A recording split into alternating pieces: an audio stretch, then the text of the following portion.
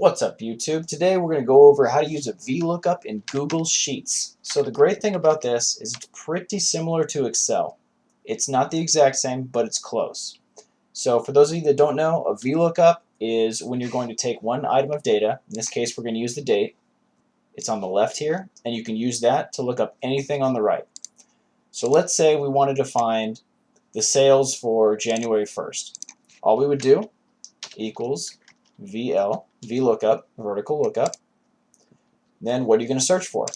Right there, comma, and then what's the range we're going to look in? We'll do all of this. So we're just going to select everything,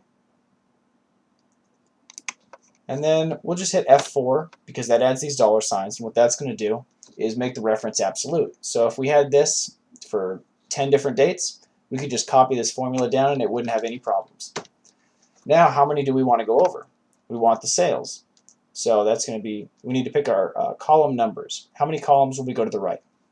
Here's the first one, 1, 2, 3, and 4.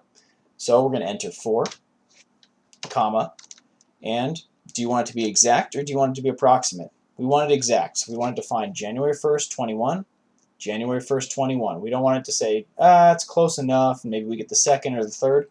So you can either put 0 or false. Close it up, and there we go. And if you change it here, say let's go January 5th, 1/05/2021.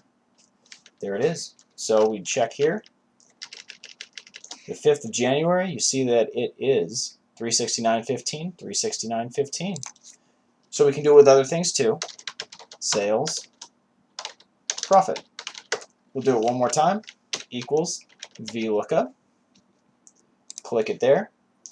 We're searching for that, comma. We're going to pick all of this, F4, lock it down.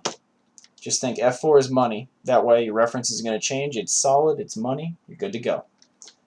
And we want to find the first, second, third, fourth, fifth column. 5. And false. Close the brackets or parentheses, and there it is.